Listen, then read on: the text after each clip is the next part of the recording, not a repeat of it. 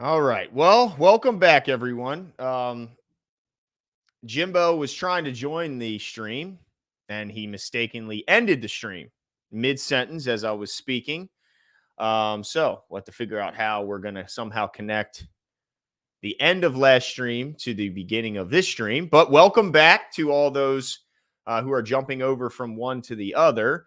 We still have to get into our official show preview. If you missed our interview with Brad Ward, who covers the show or covers the Browns, I should say, for USA Today, and also has a podcast called All Eyes on Cleveland. Or yeah, I think that's it. But check out the other stream to hear the portion with Brad. But Don C, Adam78, if you didn't hear, Jimmy accidentally closed down the stream as he was trying to join. So instead of joining, he simply canceled the whole stream. So I'm hoping that all of you who are watching on the other one have now figured out that we're on this one and have joined us. But I'm just going to jump right into it.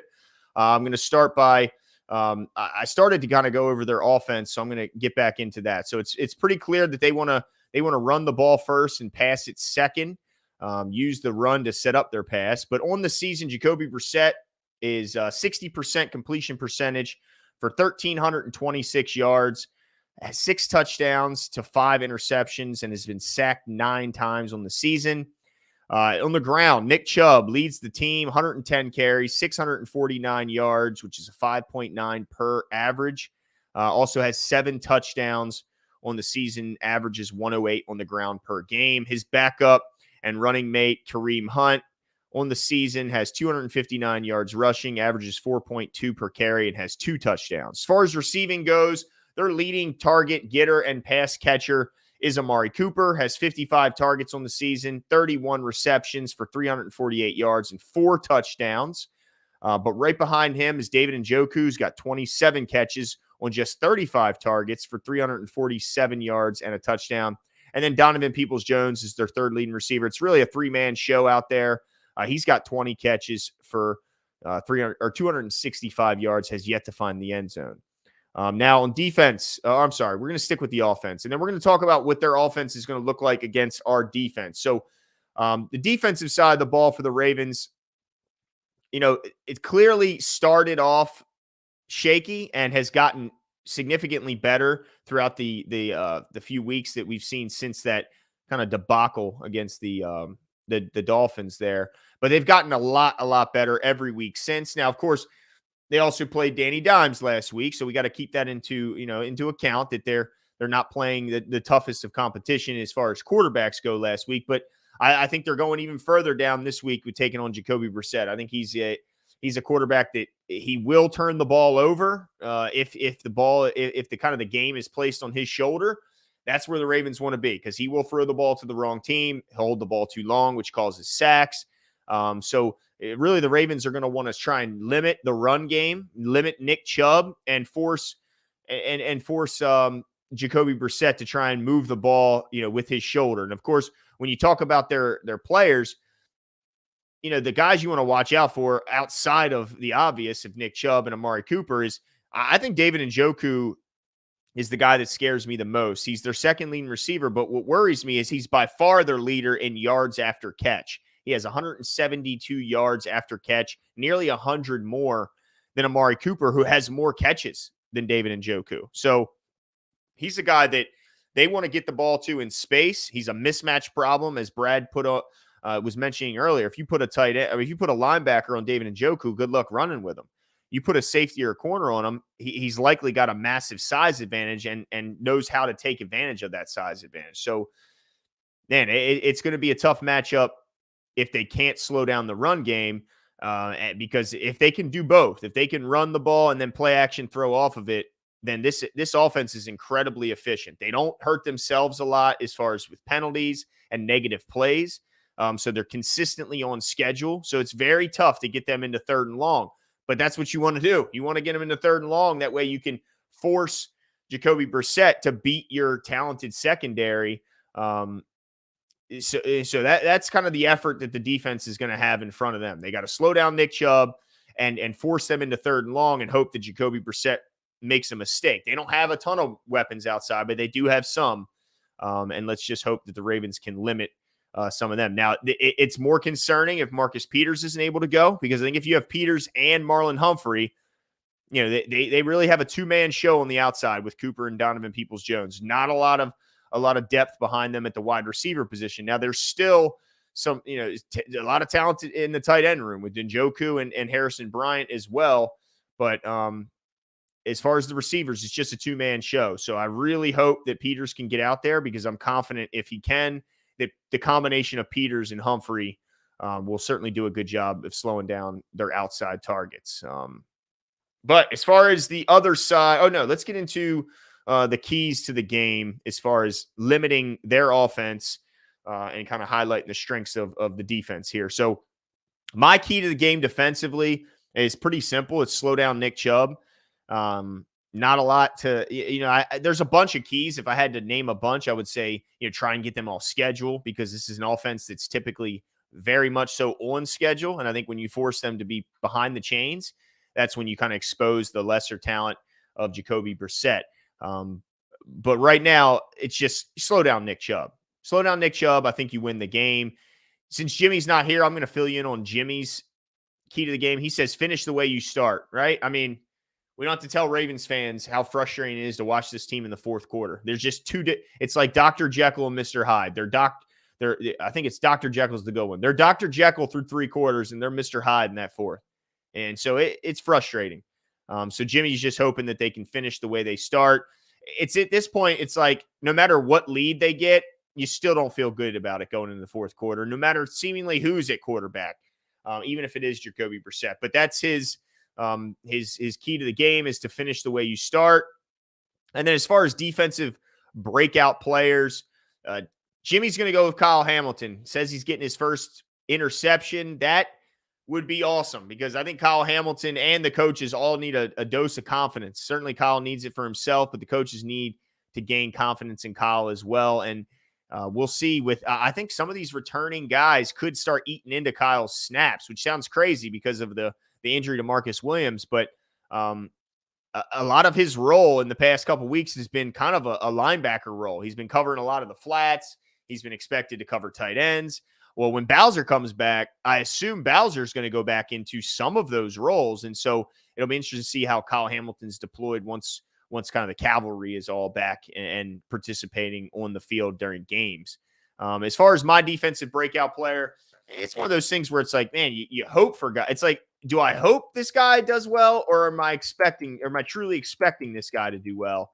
I'm not sure where I kind of rest there, but I'm going to go with Patrick Queen. I think Patrick Queen has been trending in the right direction. I'm hopeful that this defensive line can keep him clean and allow him to run and not have him taking on guards and center. I think that's where he struggles. So as long as they keep him clean up front, as long as the big guys do their job, the guys expected to take two do so, and the others, just keep the big guys off Pat Queen and let him run. And I think he has a pretty decent week this week. All right, let's move on to the offensive side of the Cleveland Browns. The defensive side of the Cleveland Browns against the Ravens offense. All right, so defensively, let's see what they like to do. They give up 27 points per game. That's not where you want to be defensively. Joe Woods certainly getting a lot of criticism, and when you're giving up 27 points per game, when you have a loaded roster like the Browns do, I can understand why the criticism is where it is. Let's see. They give up third downs at a 38% efficiency level. They've only given up one fourth down conversion all season, so that's certainly a notch under their belt. And I know Ravens fans are always kind of holding their breath when they are faced with a fourth and short, wondering if Harbs is going to go, if he's going to be more conservative, and then ultimately if we get it. They allow 229 or 230 in the air per game and also allow 131 on the ground. So, I mean, they're giving up 5 yards per carry on the ground.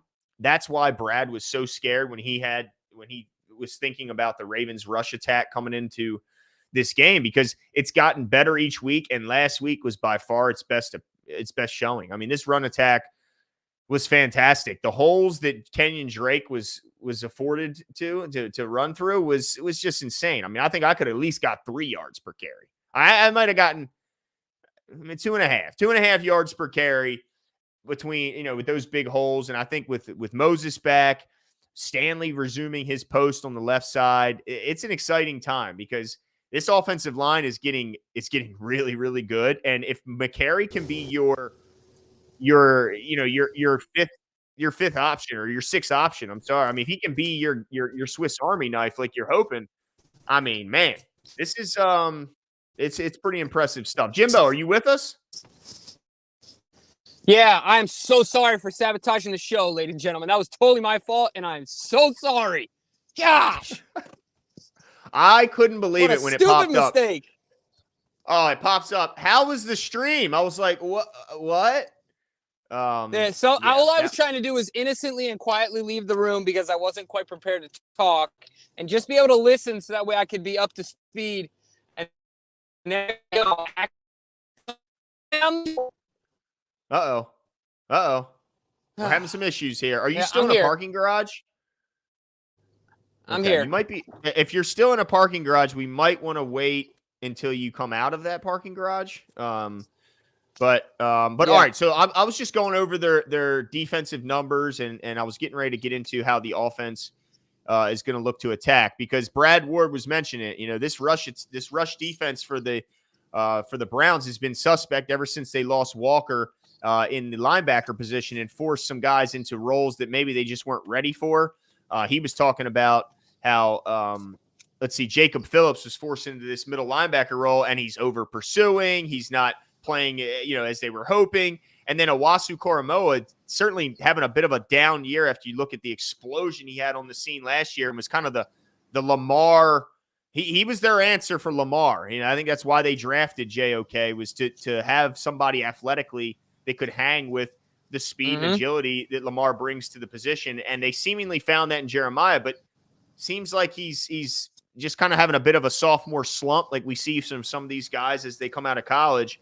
But anyway, I'm what did he say about the kid they picked up from Atlanta? Who's that? Didn't they pick up a kid, the middle linebacker? It's funny. He didn't even come up because he's still not on their depth chart, and I'm not even seeing that he's expected to play. So I don't know what's going on there. You're talking about Deion Jones, right? Yeah. Yep. Yeah, it's funny. He's not even on there. He's currently listed on their IR. So I'm not sure what exactly is going on there, but because that to me would have been an interesting movement and development too. But I mean, look, better for us. Obviously you want the guy to be healthy, and I'm not even worried about the Browns at full strength because they don't have a quarterback. But at the end of the day, I was interested to see kind of what his insider thoughts were there. But just curious to get your thoughts because I've been thinking about this and listening a little bit. I know a little bit based on what you said about what Brad thinks of this defense. What are your thoughts on the defense? Where do you feel like the Ravens offense can attack and take advantage of their weaknesses? Sounds like the rushing attack or the rushing defense is suspect, but what's your take on it?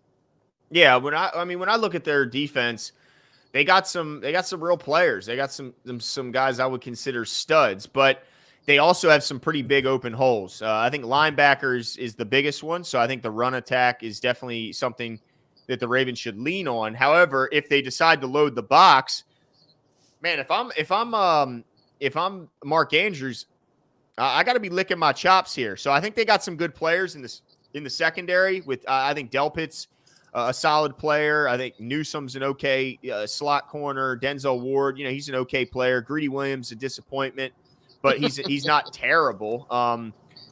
So I would say attack the middle of the field.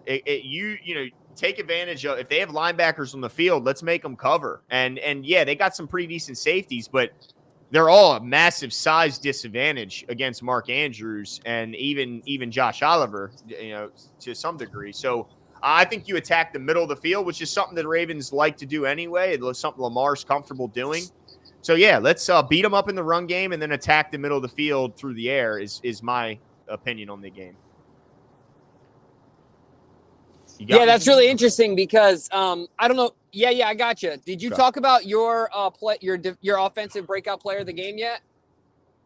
No, all we did was I gave your defensive key and your defensive breakout, and I talked about defensively, but I haven't given offense. But hey, something just hit me.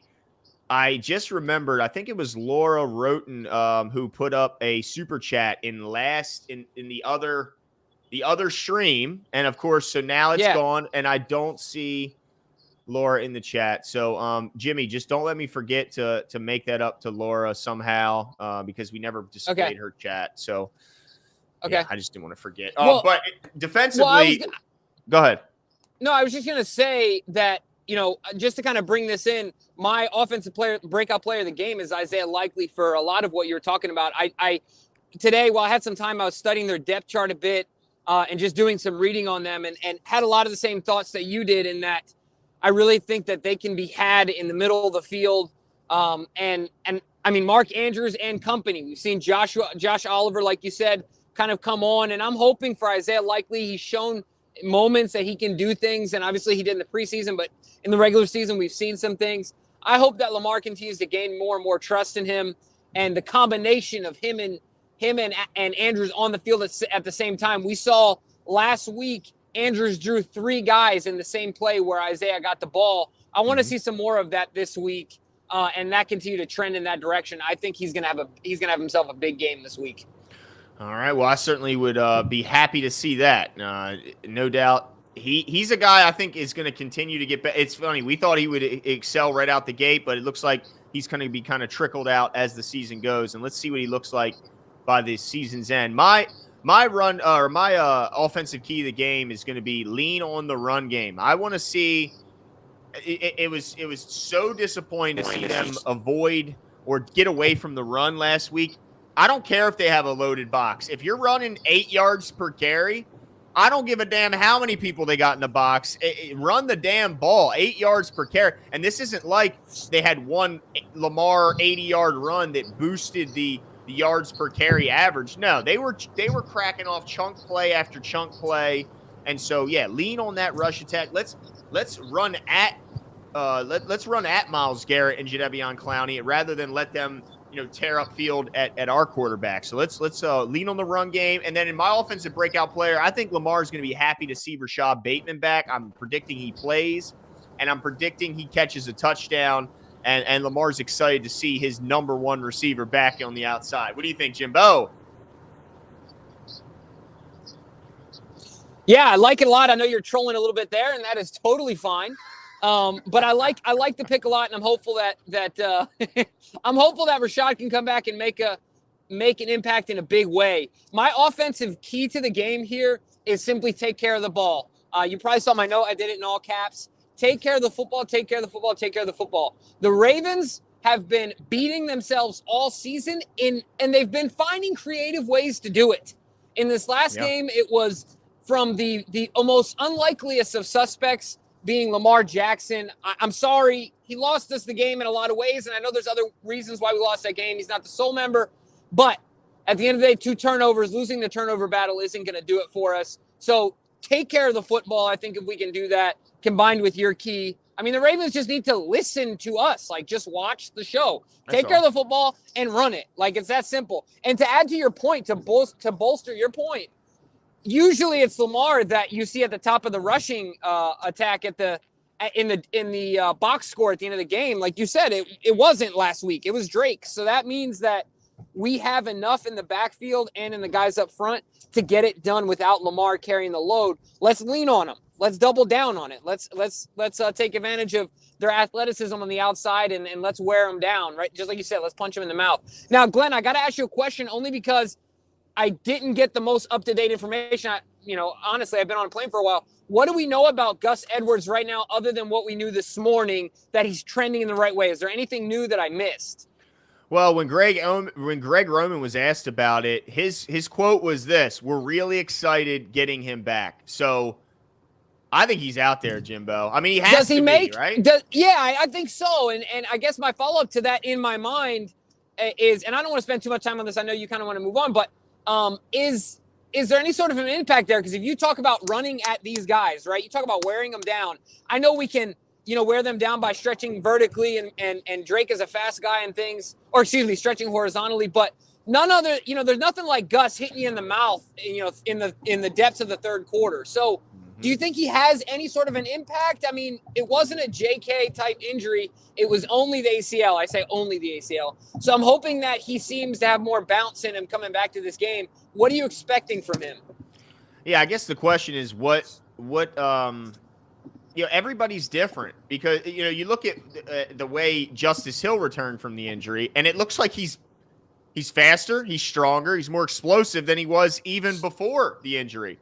But then you look at J.K. Dobbins, and it looks like he's still trying to get his explosion back. He still hasn't returned to pre-injury form. And the same can be said for Saquon. It took Saquon a full year, and now you look at him now, he's probably better than he was even as a rookie in a lot of ways. So I have to wait and see what type of Gus we have back. I'm hopeful that it's more of the Justice Hill, hit the ground running, and he's ready to contribute. But, we won't know until we see Gus out there. But I will say that, part of what made Gus so great is that you get him in the fourth quarter. You get a dose of Gus in the first, a dose of Gus in the second, and then by the third and fourth, you're tired of Gus. I don't know if we'll have enough. I don't know if he'll get the carries to have that type of wear on the defense, but, they'll have to bring that wear as a committee. But I will say I think that the combination of Gus and Lamar is still the one that gets me most excited because it's the thunder and lightning that they bring together. And so while I love Dobbins and I love all our guys, I still think the best combination, if you can only have one guy in the back, is still Gus and Lamar. And so I'm excited to see that this week. It's just special, right? Like since the jump, they came out and the combination that they had, the synergy they had was special. So I agree 100%. Gives me goosebumps thinking about it, man. You remember when they came out together and just dominated that Bengals game? Lamar, I don't even think threw a pass. It was something stupid like that, right? Yep. I mean, it was just insane. And they're just destroying them. So I'm excited to get some more of that. But anyway, I don't want to belabor it too much. I know we got some other stuff to talk about. Yeah, so I already went over their defensive side. We just got done, talking about the offensive side. So the next step is going to be our competition here, Jimbo. Now, I know that DK had a nice graphic put together, but I don't know where I don't know how to get it. But it was pretty cool. But we will have that graphic recapping the entire season, all the statistics. This coming Sunday, or certainly by this coming Tuesday, we'll have the whole graphic. Yeah. But I did get a sneak peek, and it was, Jimmy, I think it's fair to say it was pretty exciting to look at those standings and those statistics. Is that right? I'm sure you feel pretty good, right? I'm pretty sure you're feeling good about that graphic. It's backing up the point I've been trying to make all year, which is just that, the best guy doesn't always win the week. You know what I mean? Fair enough. I'll just say this. Of all the standings, I'm going to take the accolade for best looking picture. I'm going to take that one. I'll take that one home, and I'll be all right with that. I'm going to update that photo. DK, what the hell was that? Oh, Brad's got it the worst, though. Oh, wait till you see Brad's. I'm pretty sure it's his 7th grade picture.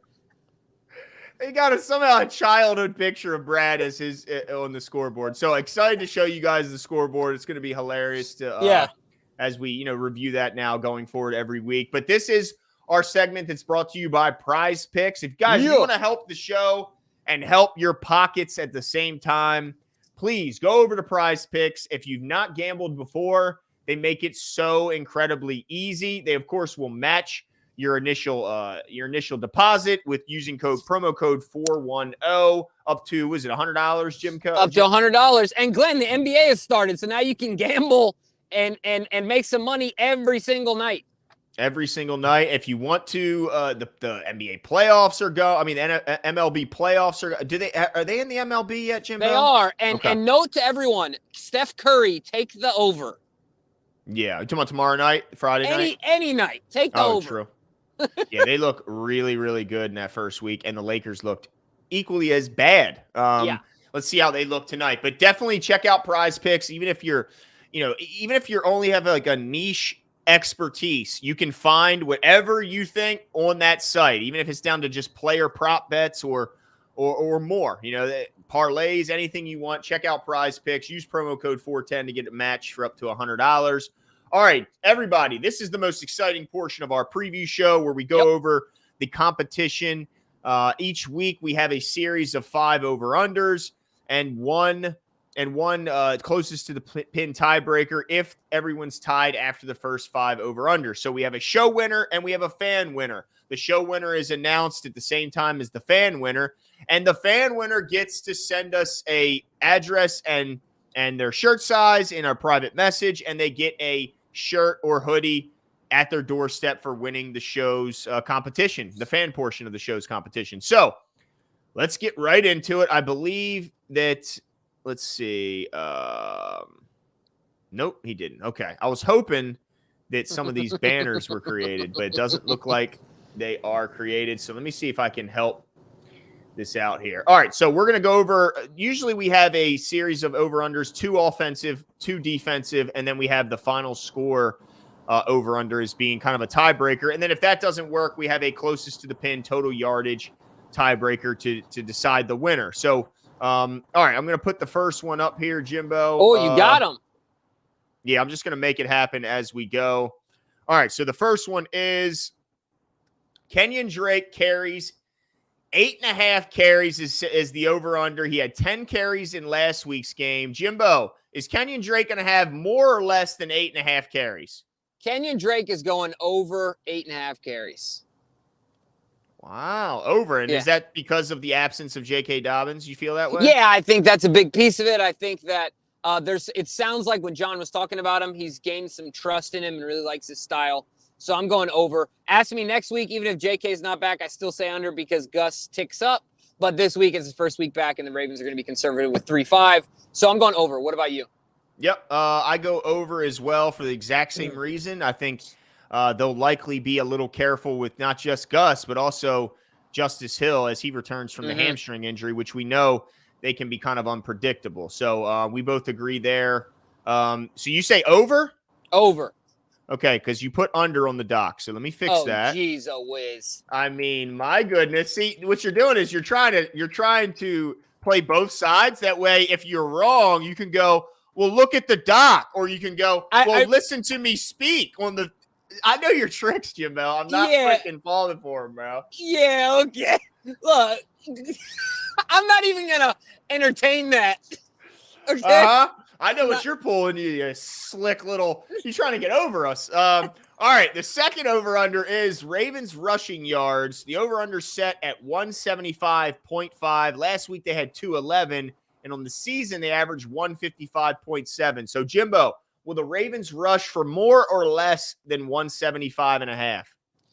I'm going over. Over. Okay. Big game. Okay. All right. Well, I'm going to say under, but only because that's a very high number, and I think they could easily get to 165 or 170. So I'm going to say under, but just barely. And let's see the next one here. All right, we have the Browns rushing yards total at 190.5. I already know which way you're going. Well, which way am I going? I'll bet the house on it. You're taking the over. Bet the house on it. That they're going to have more than 190.5 yards rushing? Yep, because you're a non-believer. That's how you win. You're a non-believer. Where are you going? I'm going to go under. Absolutely under. Welcome to the club, bro. I mean, look, what they did to Saquon last week, they bottled him up for 85, 86 yards.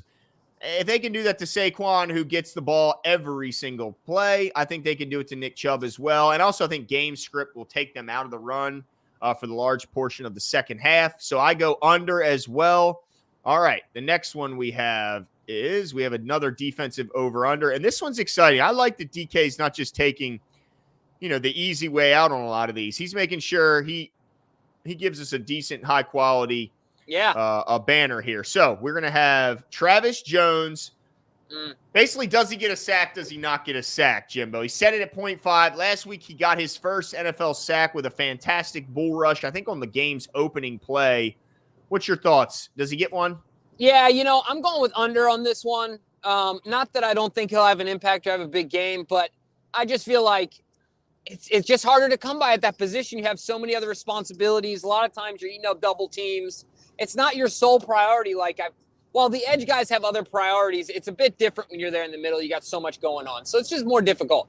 So I'm going with under. Yeah, and I agree. Same reasons. It's just a tough spot, but man, I wouldn't be shocked at all if we're both wrong in a big way on that one. But yeah. I agree. I go under as well. All right, the final over under and first tiebreaker is the total score. DK sets it at 45.5 points. Jimbo, over under. All right, so let me make sure my math is right. On the dock, I have 27-21, right? No, 27-24. 24. Browns You're win. right. Okay. So what's that math there? That's 51? No. Get out of here. No, it's a Ravens win, 27-24. My original score was 21, but I just don't trust the Ravens to win by any more than 3 these days. So I'm going with over because I believe that's 51 if my math is right. Yep. And I'm going with over 27-24. Ravens get it done in the bank. All right. Wow. It's only a 3-point win. I can't imagine seeing the Browns get to 24 points. I'm going to say under in a big way. I think they beat them 24-13. I got to imagine eventually the fourth quarter collapses are going to become a thing of the past. And so I'm just going to say they're going to play the way they've been playing the first 3 quarters of these games and not have a total collapse in the fourth quarter. So I'm going 24-13, decide easy win, kind of an easy win for the Ravens, which would be nice because Glenn, you're falling in the trap. They got cheese in the bait and you're falling in the trap, bro. Nah, it's just like when we were at that Sunday night game, Jimbo. I have ultimate confidence in this one as well. But all right, last one, closest to the pin, second tiebreaker. Jimbo, how many yards are the Ravens going to have? I think I put down on the dock, 415? Yep, 415. I think it's a lower one than last week, and so I say 415 gets it done. 415. Okay. Well, just so you know, they only had 406 yards last week. So sorry, not last week, but what did they have against the Bengals? They put up almost 500, right? Yeah, they had a lot against the Bengals. Yeah. But, not the Giants. I've already deleted that game from my memory. Yeah, there's a bunch we could do that too. I got the Ravens score. Gaining 400 yards, so just a little less than you, but still a fantastic and successful day. Let's see here. We got a. I'm glad I almost missed it here. Steven has a comment. He says, this whole hope thing that we do, they should be 6-0, etc. When in the season, do you think we'll really know what this team is, for better or worse? Would you bet your house Ravens make the playoffs? Would I bet my house the Ravens make the playoffs? No. Hold on. I'm saying yes, and this is why. Bo is lit up in purple, baby. You see that? It's Purple Friday for Bo. Can you see that? Yeah, buddy. Absolutely. Yeah, so I'm betting the house. No, I'm not betting the house that the Ravens make playoffs. You? No, absolutely not, because they could be 6-0, but we also know, like last year, they are one injury away from possibly going on a big losing streak. So, while I'm not even going to speak it into existence, right. I definitely wouldn't bet my house on it, because we all know that injuries are 100% in the NFL, and so I don't want.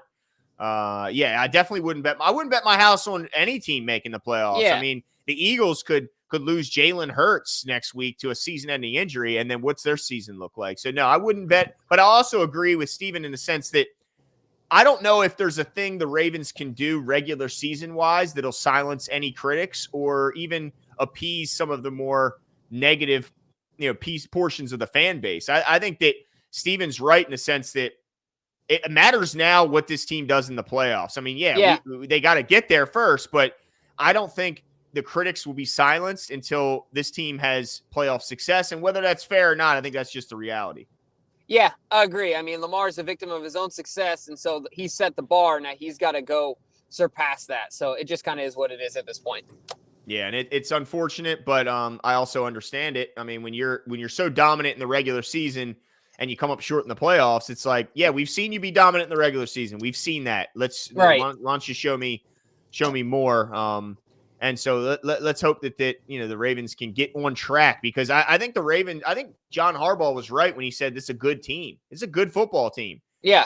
They're just not playing good in the fourth quarter. And so, They got to clear things up, and it's just weird because now it's starting to look like it's getting into the psyche. And so that's my final question for you, Jimbo. When I hear players like Lamar talk about, when we get in the red zone, we got to finish, we got to close. And then also at the same time, they come around, they say, but we don't want to put too much emphasis on it.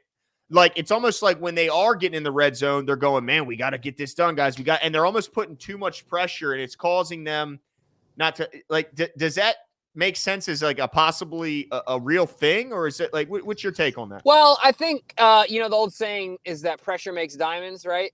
I think pressure is okay. I think that this is a high leverage job and you learn to live with it.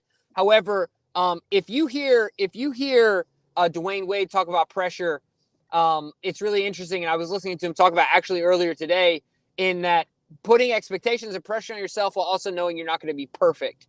And so putting pressure on yourself and expecting perfection are two different things. The Ravens need pressure on themselves. They have high expectations for themselves. The fans, everybody has high expectations of them. They don't need to expect perfection, but they need to put a little fire under their backsides, and I'm completely okay with it. Yeah, absolutely. Absolutely. So I'm okay with it. That's a long way to answer your question. I'm okay with it being in the back of their heads right now, because I don't know right now if it's going to have any long-term negative effects. Now, if we see a lot of choking happening, obviously they need to dial the pressure back, right? Like, start to close the valve a little bit in that gasoline. Mm-hmm. Absolutely. But I think some of these, will they play, will they not play, could be a big factor in whether they close games down the stretch. I look at these returning guys from the edge. Justin Houston's come back to practice this week. We had the return of Ajabo and Bowser last week as they, continue their rehab. So if the edge department can catch up with the secondary, as far as, all those guys are coming back, I want to see what that group can do together, that edge plus that secondary, because we know they complement each other. But But yeah, that's it for us tonight. I think what I'm going to try and do is kind of couple those two episodes together, Jimbo.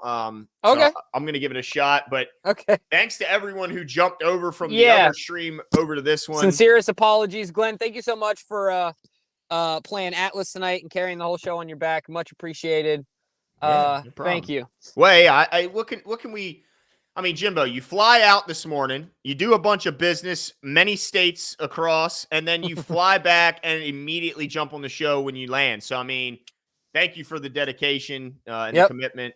And we'll let the fact that you ended last stream prematurely slide because of your dedication to the show. Appreciate that. Absolutely. But Tanja, thanks for joining us. Don C, as always, appreciate your continued support.